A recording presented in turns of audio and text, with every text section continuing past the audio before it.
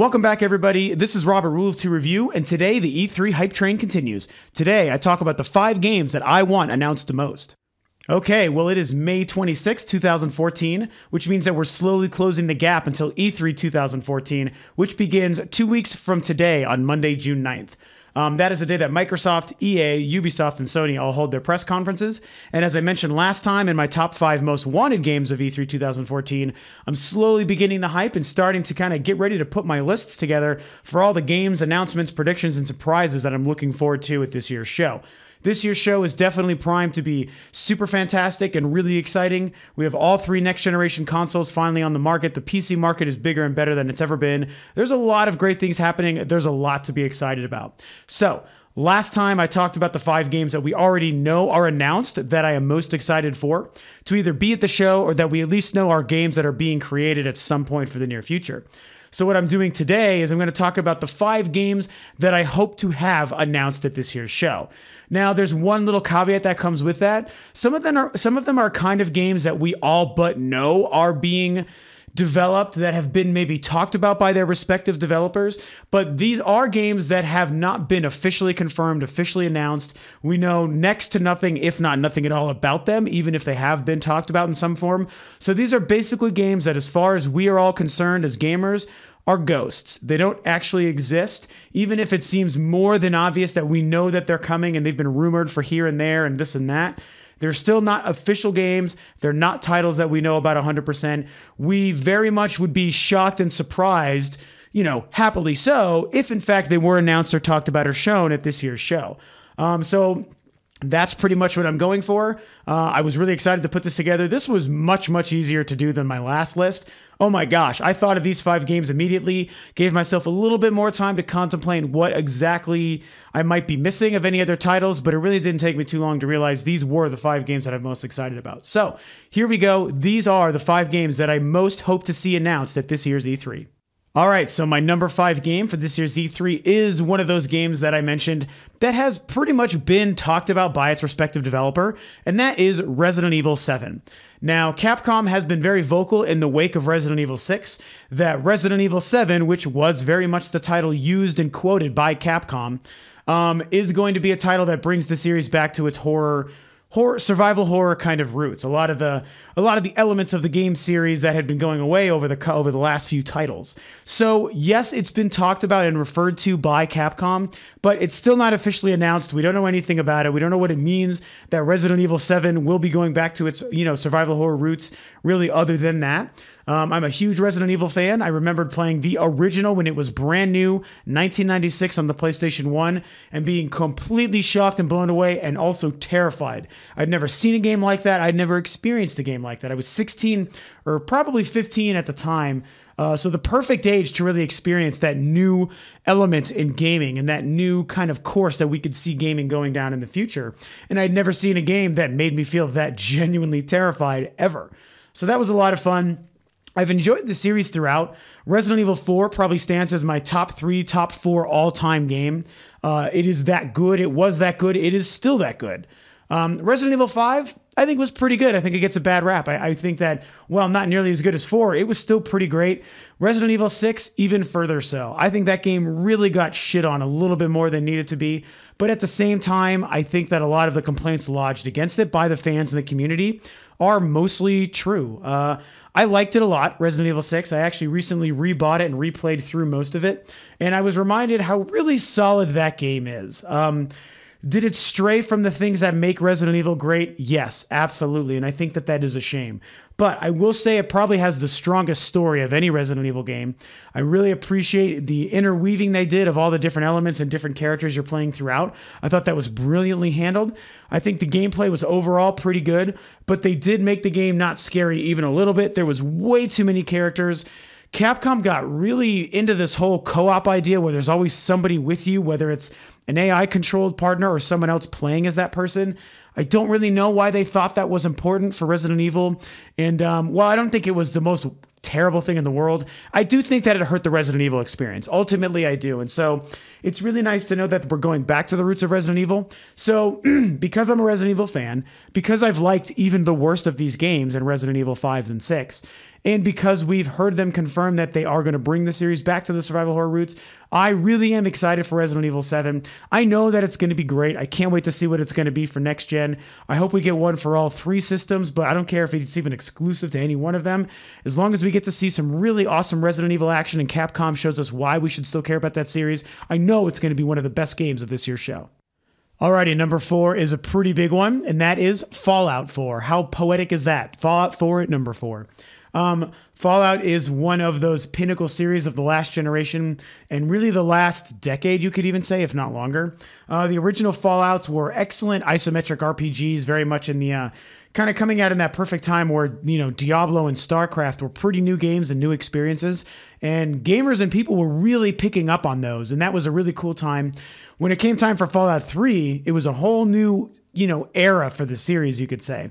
That whole gigantic open world sandbox kind of experience for Fallout 3 was just wonderful. That game, for me, sucked me in more than most games of the last 5 to 10 years. I mean, it was really fantastic.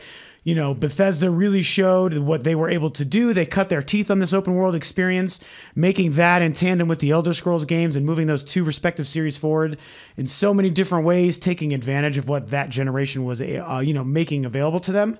And so, you know, moving forward into this new generation, new technology for PC and the next generation in hardware for home consoles. And the fact that we basically all but know that they have to be working on Fallout 4, you know, it's really exciting to think about what they're going to do. I can't even really talk too much about what I want from it because I don't want anything more than just more awesome Fallout to do and to play and experience, you know? I wouldn't mind, I guess, maybe a protagonist that I care about a little more. They kind of make it so nebulous. It's like you kind of feel like a skeleton walking around and you're just doing things and talking to people. And that works. Obviously, it's still made some of the best games ever. I thought New Vegas was also fantastic. But at the same time, it wouldn't be bad if we sort of cared about the goings-on overall a little bit more. So I do want them to maybe streamline the experience of who you're playing in the narrative, but I don't want them to take away the complete random open worldness of the Fallout universe. Now, we have heard it rumored that the next Fallout game will take place in Boston or in Massachusetts, kind of building on the Commonwealth and everything that's been set up in Fallouts 3 and New Vegas. And that's really exciting. There's a lot of history there. You know, Washington, D.C. worked being the nation's capital and all the history with that area, which is actually a place I used to live in, by the way. And, you know, Boston, home of Plymouth Rock and, you know, where the settlers first came to America. There's a lot of history there that they could kind of pull into as well and probably make an amazing Fallout experience. It would be neat if you could go to more places than just Boston because you don't really think of Boston as a very large area to explore. But it kind of is one of those things where, again, it doesn't really matter what we're doing and where we are. We know that Bethesda will make an amazing world to explore and an amazing experience in the Fallout universe for us, no matter where they put it. They could put it on the freaking moon and it would be the coolest thing in the world. So, you know, there's not really much more for me to talk about or demand out of Fallout. I just want more Fallout. I don't really want a spin-off story like New Vegas. I want Fallout 4. Number 4, that's what we all want. That's probably what they're making. And I feel like because everyone thought we were going to get it last year and we didn't, this is probably the year we're finally going to see the new Fallout adventure. All right, moving on to number 3. You guys have to forgive me, by the way, because I didn't get to mention this, but I have been losing my voice the last week. I was on the last video, and I'm losing it more today, so forgive me for sort of, you know, struggling with my voice a little bit. I'm not as loud as I normally am, so hopefully that's okay. Anyway, on to number 3. This kind of mirrors number 5, but it wasn't going to change my decision because this is something I want so very badly, and that is a new Silent Hill. Now, Resident Evil probably resonates more with me and most gamers because it's the older series and it's been doing it longer, and it really kind of created, even though it wasn't the very first scary game or even survival horror game, it still basically created the genre, and that it perfected it and made it a mainstream thing that people became aware of. Silent Hill, I think, is the pinnacle horror experience. And what I mean in that is that it's honestly just the scarier game. And the concept of Silent Hill, the town, kind of being its own character, is something that they've just delivered on so many times. Not always. They definitely have a pedigree for making kind of some shitty games, which is really unfortunate. Homecoming comes to mind. Downpour, The Last Effort. Ugh. heartbreaking how bad that game was. I thought it was going to be amazing, and it just was such a disappointment. But there's so much potential there, and the best Silent Hill games I've played are the best of the horror genre I've ever played. I don't think it'll ever get better than those games because they're more than just scary. They're more than just unsettling.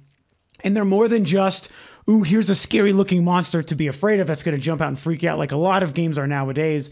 It's kind of the whole package of an amazing, cerebral, and moral implicating story. Totally different than anything else. There's so much more going on than be afraid and you're just afraid and now the game is good because you're scared. It's very much like dissecting the human psyche in the best games they've made, the first and second Silent Hill, for example, and a lot of what they did with The Room. And again, really the X factor, the key ingredient is the town of Silent Hill. One of my favorite games of all time is Silent Hill Shattered Memories for the Wii.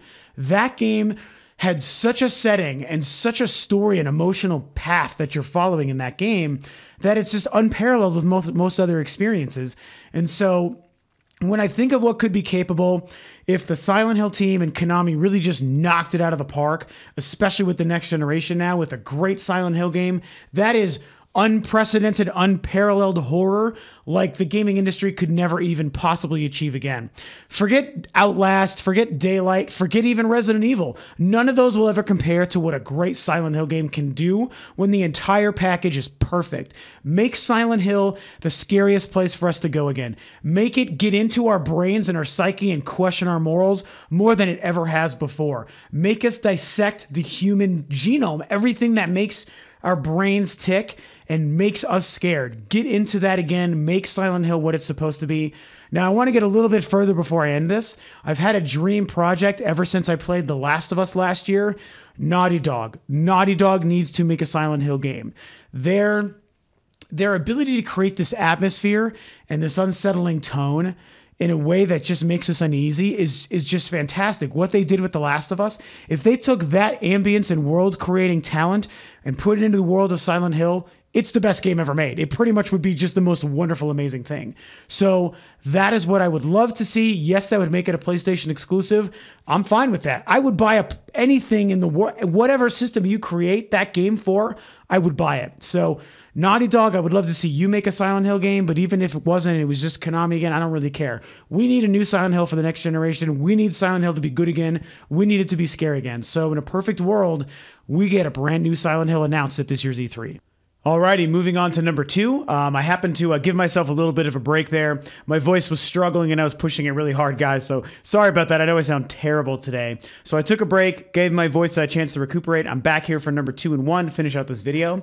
So number 2 is something that I have been dreaming of for over a decade, literally, without exaggeration. Actually, it has been 11 years since I've been thinking about this game.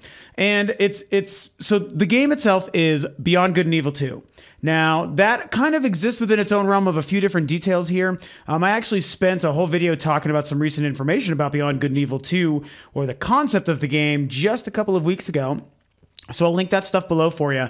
And it's kind of a unique case with Beyond Good and Evil 2 because it is a game that still kind of has been talked about. It's been Michel Ancel, the guy who works for Ubisoft, who created the game, and he's still running Ubisoft, or I should say he's a creative director at Ubisoft. He has kind of peppered slight little subtle hints and information about Beyond Good and Evil 2 actually existing and coming out soon throughout the last several years. I mean, there was also the very infamous, trailer, quote-unquote, CG sort of quick little movie. It was about 2 minutes long, featuring Jade and Paige in the desert, broken down on the side of the road. That happened, I think, 2008. That's 6 years ago. So since that first happened, we've heard the occasional rumblings here and there about the game.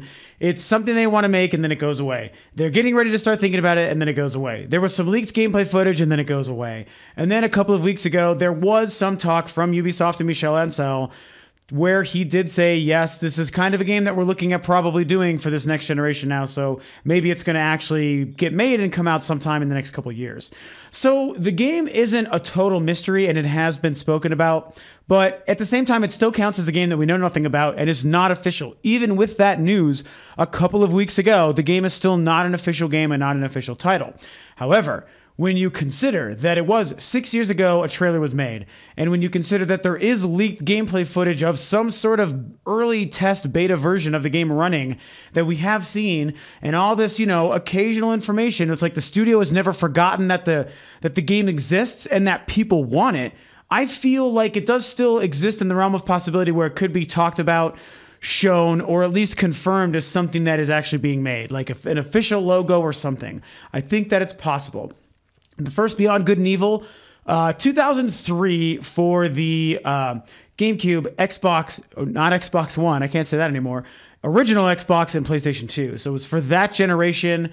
Absolutely marvelous, wonderful, mind-blowing game and experience. For myself at the time, very weird sort of deal. It was one of those very public scenarios where the game was remarkably popular.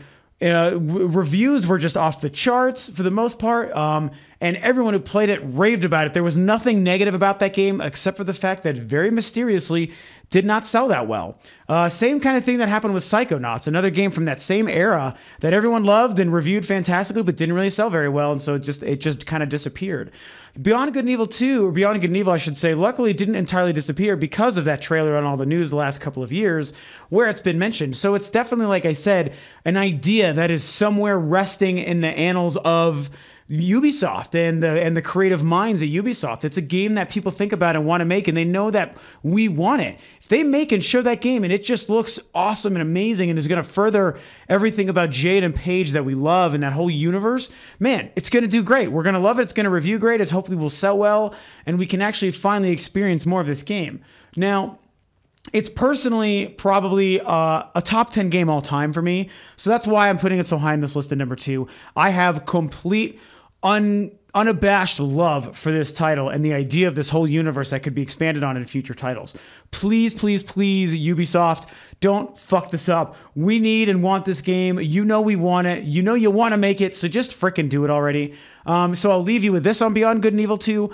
If you don't have a GameCube, PlayStation 2, or Xbox, what you should do is download the HD collection, the HD re-release of Beyond Good and Evil, the original, that I know came out, I think I have it on Xbox Live personally, and I'm pretty sure it's on PSN and it's probably on Steam or available for PC, but you probably either have Xbox Live or PSN or both. Please, seriously, for the couple of bucks it probably costs now, you owe it to yourself to download that game. Support the title in and of itself, and also experience how amazing and kick-ass it is, because if that is a possibility, a real thing that we could see Beyond Good and Evil 2 at E3 this year, it is hands down, unequivocally, unabashedly my number 2 most wanted announcement this year.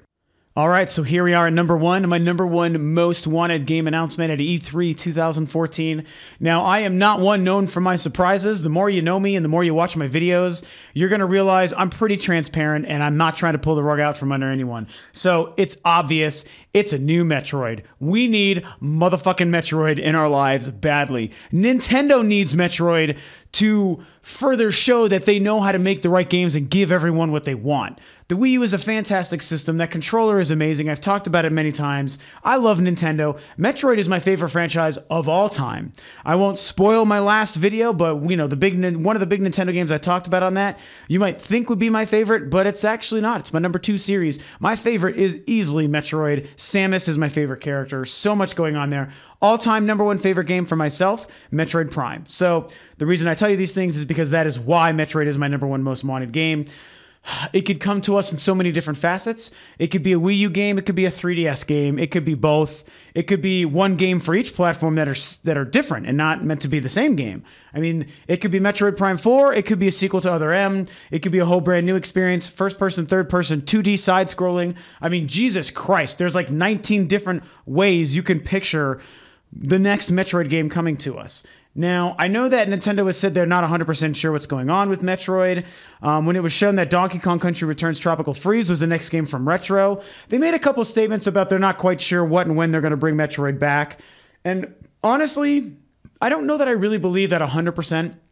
I firmly believe that there is a Metroid in development, whether it's in the earliest of early stages where it's just drawings on napkins for ideas, or if there's a studio involved, or if it's, a good year or so into development and they could even show us gameplay or something. Who knows? guaranteed they have not forgotten about Metroid. We all want Metroid. It's another one of those franchises that while the Wii U slowly picks up steam, it still has a lot of naysayers out there, and it's the kind of game and series that if they bring back to us for the console, for the Wii U, it's going to re-sway those people and again convince them, just like my number one game last time, it's going to convince them that, hey, this is the time to buy a Wii U. This is the system I need. The game also would lend itself to an unbelievably wonderful 3DS game. The idea of using the 3D technology in the 3DS and just an unbelievably gorgeous and very well thought out and creative 2D side-scrolling Metroid on the 3DS. I mean, I just get almost as excited for that as something like a brand new Metroid Prime or something. It's basically all but confirmed. In no way, shape, or form do I personally believe that Retro is working on Metroid. I know a lot of people want to think that they are or will work on the next Metroid, or that they were kind of just, pulling the wool over our eyes, trying to say that they weren't working on Metroid after finishing Donkey Kong Country. And those are great, wonderful things because, I mean, Retro has made my all-time favorite game ever in making a Metroid game, so it's not like I wouldn't totally want that. And oh my God, what the gamepad and the technology in that thing would do for the first-person scanning of a Metroid Prime game in gorgeous next-gen HD. I mean, I really do just froth at the mouth for that, guys. So don't get me wrong, I do want that, but I just don't think that's what's happening. It doesn't seem to make sense. We know Retro is working on their own new IP. We know that they seem to do a great job reviving and working on Nintendo franchises with what they've done with both Metroid and Donkey Kong. So, I kind of would like it if we get their own IP and maybe they're doing Star Fox again. I mean, that would just be too awesome for words. Let Metroid stay with Nintendo and go with another developer, and there's a whole different list of developers I could think of that would probably be great. I'm someone who loved Other M. I don't think that Team Ninja really messed up. I thought, there's a couple of things I would probably change going forward, but as a whole, that game was damn near perfect to me as a Metroid fan and as an action game fan. I thought that was a great experience. And I think that if Team Ninja continued to work on it and made something similar, only improved a couple things here and there for the Wii U and the next generation, bring it on. I completely support that. I support them. I support the vision for Other M. I support the fact that that game is taking place in this era of the timeline of Metroid that's right at the end of the series. Other M exists with a final trilogy of games, whereas the end of the sequential order of games ends with Super Metroid, which goes right into Other M, which leads right into Metroid Fusion. Metroid Fusion being the last in the timeline of released Metroid games. So if they made something that was maybe a direct sequel to Fusion using a similar style as like what Other M was trying to do in adapting a Super Metroid feel into a pseudo 3D plane, I think that that's wonderful. And still, just when you think of Metroid, her visor, the futuristic space kind of technology and everything going on there, I mean, first person or not, there's amazing possibilities with the gamepad. And Nintendo would not fuck up gamepad usage on a game in a series in a franchise like Metroid. I think they would knock it out of the park more than almost any of their own personal series. I think Star Fox would also probably lend pretty well to it too. Tough with Star Fox though, because you got to think that's a pretty fast-paced Twitch reaction kind of series. So having to move really quickly with the gamepad stuff might be kind of tough, but it's still, the potential's there. Regardless, when it comes to Metroid, the potential's really there. So I don't really know what it is that I would prefer from Metroid. 2D or 3D? If it's 2D, should it be on 3DS or would it be great on the Wii U also? I mean, it probably would. Would I want it first person or third person? I don't really know. I mean, I've loved everything, so it's kind of like just make it the best Metroid game it needs to be. Make it suited for the system that you decide to make it for, if you do it for one or the other, and just make it what it has to be and utilize the strengths of the individual systems, and you're golden. You've made a great Metroid game. You've made me happy. You've made Metroid fans happy. You've made Nintendo fans happy. You've made most gamers happy. People want Metroid. We want it. We need it. It's just one of the staples of the industry. It goes back to what the beginning of today's relevant industry in the 80s with the NES and 8-bit days. You need Metroid. We all need it. The industry freaking needs it. Yes, I'm a Metroid fanboy, but I stand by that statement. Not just gamers and Nintendo fans. The industry needs Metroid. It keeps the blood pumping in the industry in the right ways, I think. Most of Nintendo's franchises do. It's why they've kept me a fan. And so Metroid, that's kind of really the most of what I have to say about it, I guess. It's my favorite series. Samus is my favorite character. I love the Wii U and the 3DS. Nintendo, goddammit, make a Metroid, show it to us, blow our minds, get us excited, and you will have all of our money. And then, you know what? Everyone wins. So that's it. There you have it. No surprises there, like I said. My number one most wanted announcement from E3 2014, easily without question by a landslide, is Metroid. And so there you have it, my most wanted game announcements for this upcoming E3 2014, 2 weeks from today. So thank you guys so much for putting up with my voice as it kind of fluctuates in and out. I'm really glad I decided to give myself a break there and kind of let my voice calm down and heal a little bit. I hate sounding terrible for you guys, but now's the time to make these E3 videos. So, you know, having a little bit of some throat voice issues, that ain't going to keep me from making videos. There's just too much excitement to talk about. Really enjoying doing these. It seems like everyone is enjoying the last video and hopefully these videos going forward.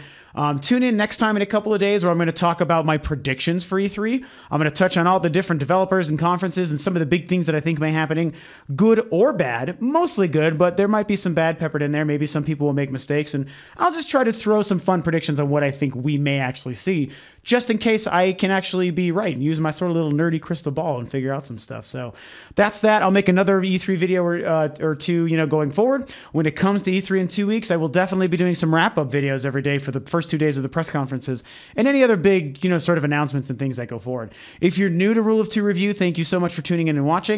I make videos several a week, so if you like it, please feel free to subscribe. It helps me and the channel out. You get a whole bunch of good nerdy gaming stuff to kind of get the conversations going. It's what I love to do and inspire gamers talking about the things that we all love in gaming. So again, please feel free to subscribe. If you like this video that I made, you can like and you can share it. You can share any of your comments and your thoughts below, as well as your own list of games that you would hope to see announced at E3. I would love to see what it is you guys also want to see for yourself. I talked about my 5, but what about your 5? You're going to have different games. Let's hear about them. So that's pretty much it. Thanks as always for tuning in, guys. And of course, I will catch you next time.